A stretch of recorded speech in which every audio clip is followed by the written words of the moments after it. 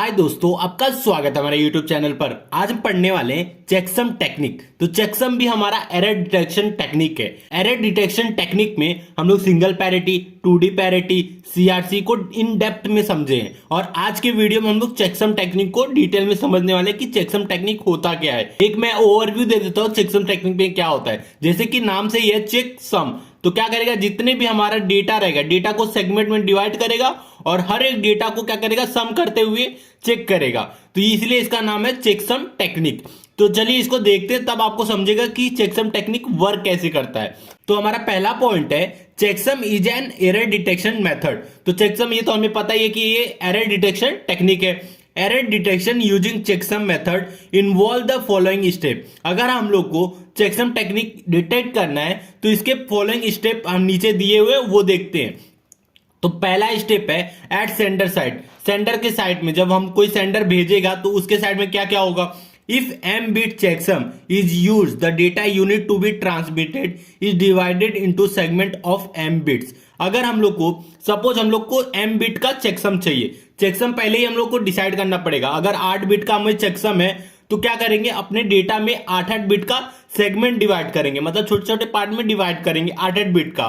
फिर उसके बाद क्या करेंगे, all m bit segment are added. फिर जितने भी हम लोग m बिट सेगमेंट मतलब डिवाइड किए हैं क्या करेंगे, ऐड करेंगे, सम करेंगे। The result of the sum is the complemented using ones complement arithmetic. ये क्या बोल रहा है कि सबका सम करने के बाद उसका वंस कॉम्प्लीमेंट ले लेंगे, मतलब उसको क्या करेंगे, निगेट कर देंगे, उसका अपोजिट कर देंगे। जितने भी हमारे बिट रहेंगे उसको अपोजिट कर देंगे, कॉम्प्लीमेंट कर देंगे, ठीक है, वंस कॉम्प्लीमेंट कर देंगे। The value so obtain is called checksum. जो वैल्यू हमें फाइंड आउट होगी वही हमारा क्या होगा, चेकसम होगा। तो ये देखिए सेंटर के साइड इतना काम होगा।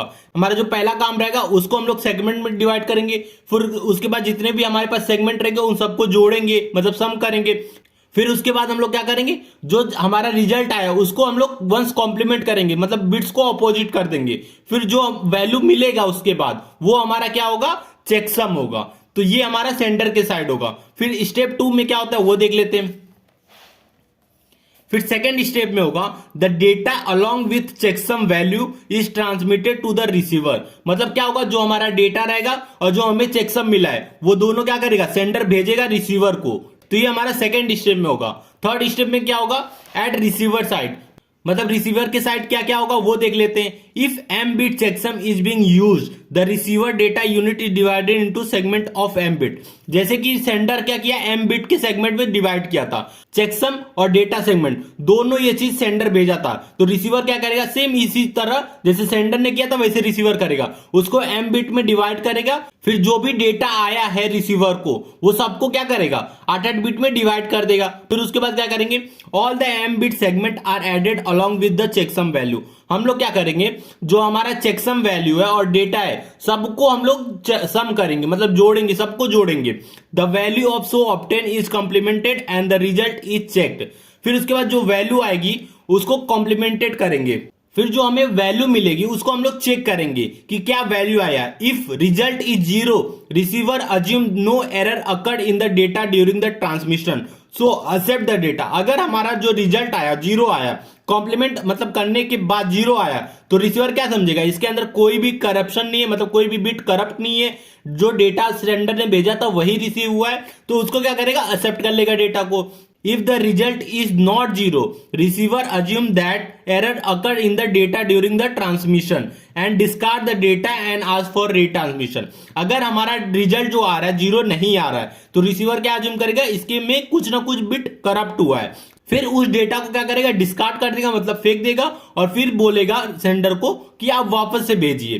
तो ये रिसीवर के साइड होगा। तो ये 3 स्टेप हैं चेकसम टेक्निक को परफॉर्म करने के लिए। तो आई होप ये चेकसम टेक्निक आप समझ गए होंगे। अब जो हम लोग ये चीज सीखे हैं इसको हम लोग क्या करेंगे, एग्जांपल से सॉल्व करेंगे, जिससे आपके सारे डाउट क्लियर हो जाएंगे। तो चलिए इस चीज को हम लोग एग्जांपल से सॉल्व करते हैं। अब ये देखिए हमारा एक क्वेश्चन है, consider the data unit to be transmitted it so and so consider 8 bits checksum is used. ये क्या बोल रहा है, हमारा डेटा यूनिट ये दिया हुआ है और 8 बिट का चेकसम है, मतलब 8 बिट का चेकसम यूज करने वाले हैं। तो ये चीज डेटा हमें दिया है, तो सबसे पहले हम लोग क्या करेंगे, 8-8 बिट में हम लोग डेटा सेगमेंट में डिवाइड करेंगे। तो मैंने इसको 8-8 बिट के सेगमेंट में डिवाइड कर दिया। फिर उसके बाद क्या करेंगे, हम लोग इसका सम करेंगे। सम करने के बाद देखिए मैंने चारों को लिया, इसका सम किया। सम करने के बाद देखिए, सम करने के बाद 2 बिट एक्स्ट्रा आया, इन 2 बिट को वापस से हमने सम किया। सम करने के बाद इसको 8 बिट में बनाया, तो 8 बिट में ये वापस आ गया। फिर जो वैल्यू आई, ये रिजल्ट आया, रिजल्ट को फिर क्या करेंगे, वंस कॉम्प्लीमेंट लेंगे। वंस कॉम्प्लीमेंट में ये आया, फिर उसके बाद ये हमारा क्या हो गया, चेकसम वैल्यू हो गया। देखिए ये हमारा फर्स्ट स्टेप में इतना था। फिर सेकंड स्टेप में क्या होता है, the data along with checksum value is transmitted to the receiver. Data के साथ ये जो चेकसम वैल्यू है वो भी हम क्या करेंगे, रिसीवर को भेजेंगे। तो रिसीवर के पास क्या आएगा, डेटा तो सेम आएगा, बस हमारे चेकसम वैल्यू आएगा। तो ये देखिए मैंने गलती से ये लिख दिया था, ये रिजल्ट था, ये चेकसम वैल्यू है, तो मैंने ये चेकसम वैल्यू नीचे लिखा हुआ है। तो डेटा सेगमेंट के साथ साथ चेकसम वैल्यू भी आ गया। अब रिसीवर क्या करेगा, सेम उसी तरह इन सबका सम करेगा। इस सबका सम करने पे क्या आता है, ये देखिए सबका सम करने पे हमें ये वैल्यू फाइंड आउट हुई थी, तो ये वैल्यू मैंने लिख दिया। और हमारा चेकसम की वैल्यू ये है, तो हम इन दोनों को सम करेंगे तो हमें क्या मिलेगा, 1 1 1।